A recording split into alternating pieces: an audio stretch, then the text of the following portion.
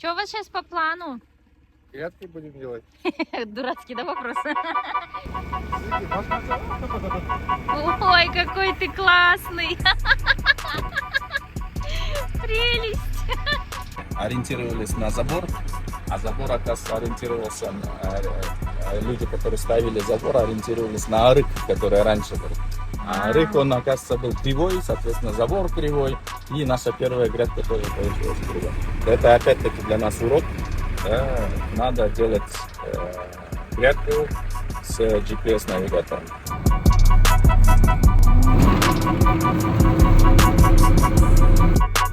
У меня сейчас ощущение, что мы едем в Тесла-траке. Там также руль сам по себе крутится.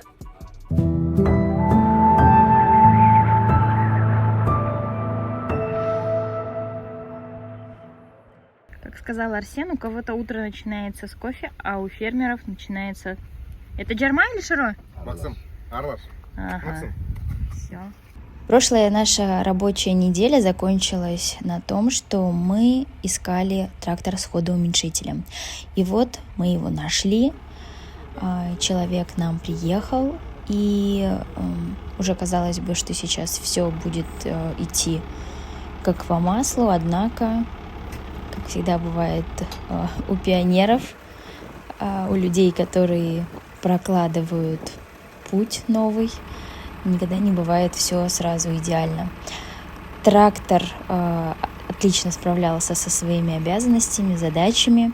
Грядка получалась просто идеальная по плотности, по высоте, по форме.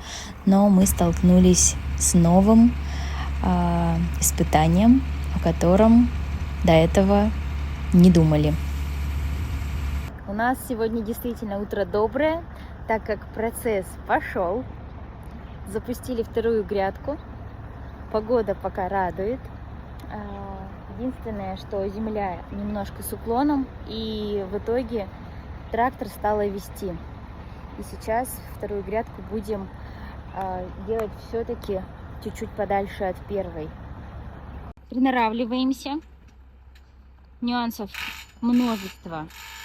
Скорее всего, если бы мы изначально GPS-навигаторы были бы, сейчас просто у тракториста этого нету, соответственно, мы могли бы изначально его очень ровно сделать, и все остальные тоже ровно пошли бы. Сейчас будем стараться, наверное, уже не от забора отходить, а пока будем ориентироваться сейчас на зрение, на понимание уровня тракториста.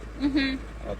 Первая попытка получилась, и она уже неудачно. Вот мы там пленку порвали первой, да. Сейчас мы больше дистанции возьмем, переделаем обратно грядку, и дальше постараемся, чтобы вот эта грядка была более ровная, чем первая грядка. А вообще вот это опять-таки для нас урок, да, надо делать грядку с GPS-навигатором.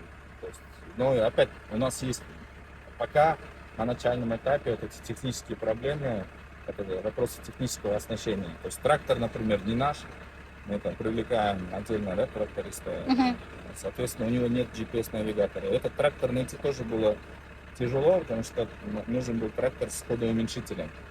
А большинство тракторов без ходоуменьшителя, да? Вот. И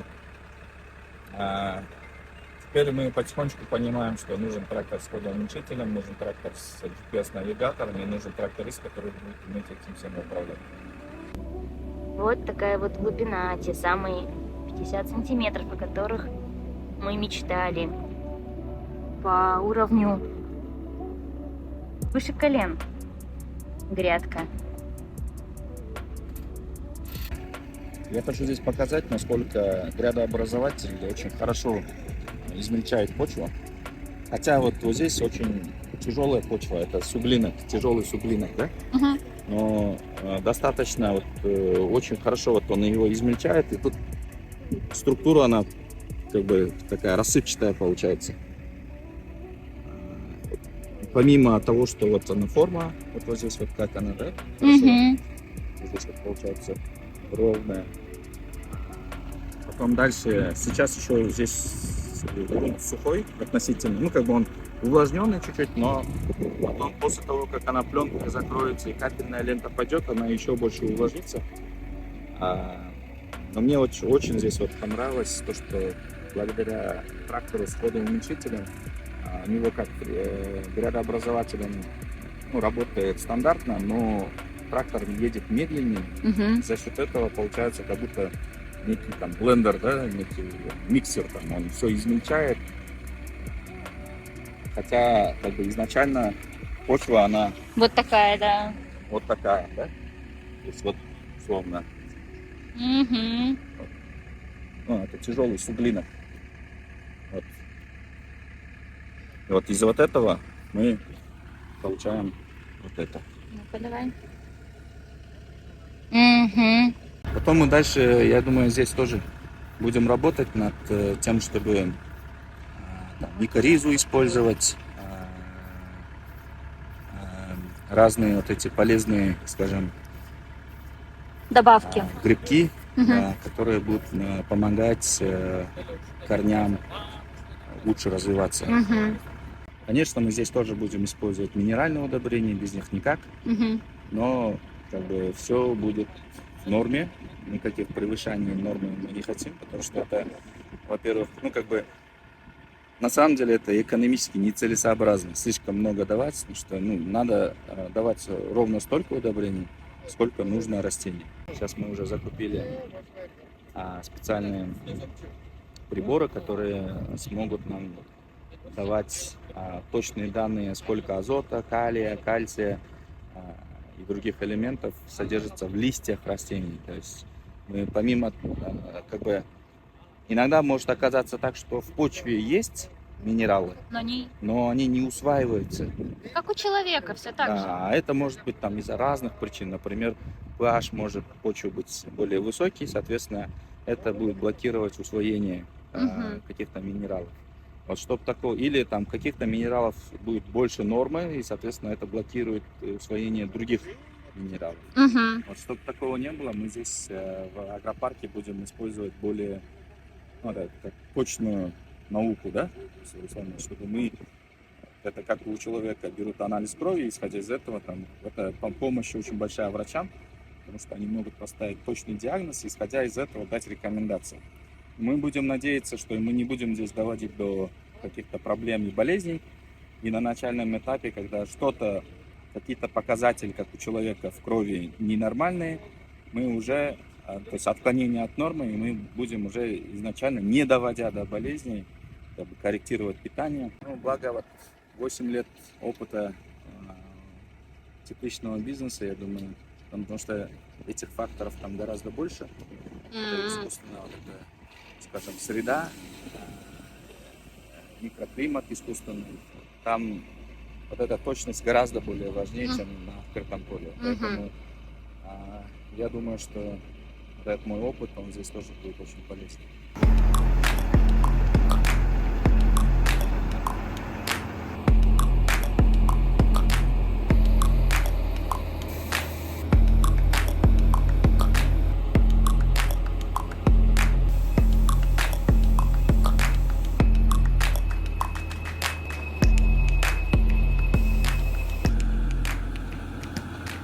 Ты далеко собрался? Ты сам провожаешь? А что там у нас в этом? Саживайся, здесь тенечек. Это как на гольф-полях, да? Мы будем сейчас с тобой ехать. Ой. Тут будет нормально. Вообще, мне кажется, есть отдельная наука, это организация труда, организация работы. То есть такого вот рода вещи, они очень важны. Сейчас вот, например, наблюдаю, сейчас мы поедем, наверное, позже за рациями, чтобы одну рацию дать трактористу, одну там каким-то ребятам, чтобы быстро-быстро, если что, они могли там говорить. То есть коммуникации надо наладить. Потом дальше какие-то там воду и так далее. Все, некое собой. снабжение, да? Снабжение. Это же снабжение вопрос, да? Да. Это все всегда важно. То есть вот здесь вот пленка лежит, капельная лента лежит, инструменты лежат и какие-нибудь напитки, может быть, тоже положим. Мгм. И вот, например, базовая версия, она без навеса вот этого. Видишь, как удобно. То есть она от солнца. Сейчас еще не так жарко относительно, но насколько она может быть спасительна, особенно там в период с 10 где-то до 3-4, когда вот этот пик жары, она прям вот будет спасать. Вот. Потихонечку налаживаем процессы, и потом эти процессы, я думаю, мы запишем, и они станут некими стандартами. Стандартами, которые везде уже у нас будут сервисные компании, которые будут предоставлять такие услуги фермерам. И эти фермеры не будут уже мучиться, потому что мы сейчас мучаемся. Все вот эти попытки делаем, это все очень дорого, очень накладно. Но сделаем так, чтобы это все стало простым для фермеров. У фермера голова не должна болеть, он не должен переживать, у него все будет готово. Вот. Просто ему остается только заказывать, это включать изначально в бизнес-план, и все. И у него будут классные грядки. Дальше, я думаю, проработаем питомник уже отечественный, и тогда у него будут самые лучшие в мире грядки, самые лучшие в мире саженцы, и, соответственно, у них будет шанс сделать самый лучший результат в мире, да, по урожайности.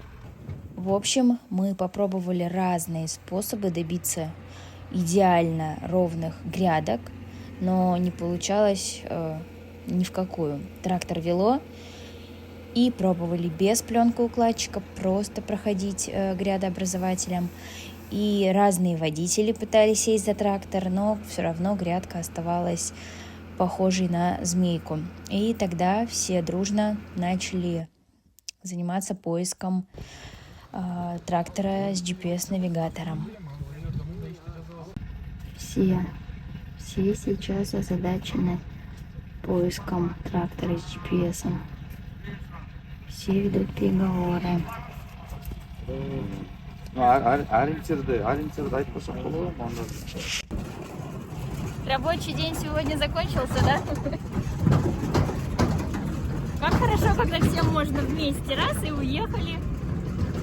И на самом деле, когда заходишь на поле и начинаешь вот так одну за другой решать задачи, которые просто возникают из ниоткуда на ровном месте, то незаметно проходит целый день.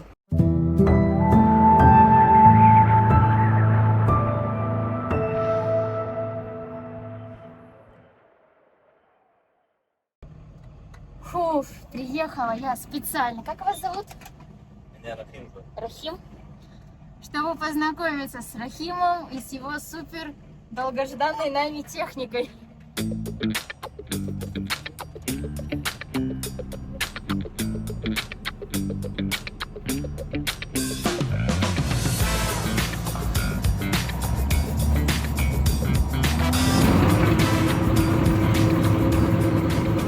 Сегодня все убрали, и по новой сейчас объявим.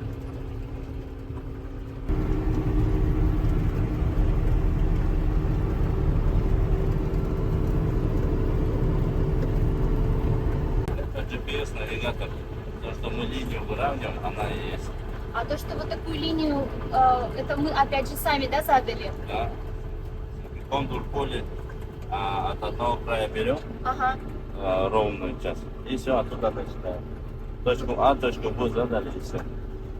Настраиваем высоту агрегатора. То есть вы так постоянно назад смотрите, чтобы высота была, да, нужная? Да. А откуда она? Из Китая, да, наверное? Это с Европы. Вау! Сложно было на ней учиться? Они вообще не сложно. Это как пересесть старые машины на иномарку. В итоге ушло всего 2 дня, чтобы трактор наш волшебный нарезал нам полностью все 5 гектаров. Какие красивые грядочки, а!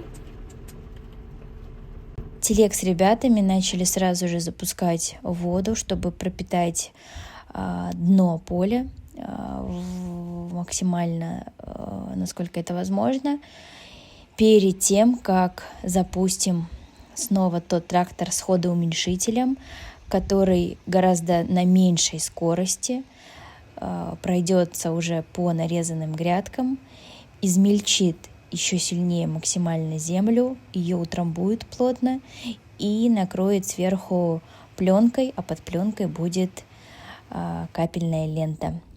И начнется новый этап в жизни агропарка — высаживание саженцев.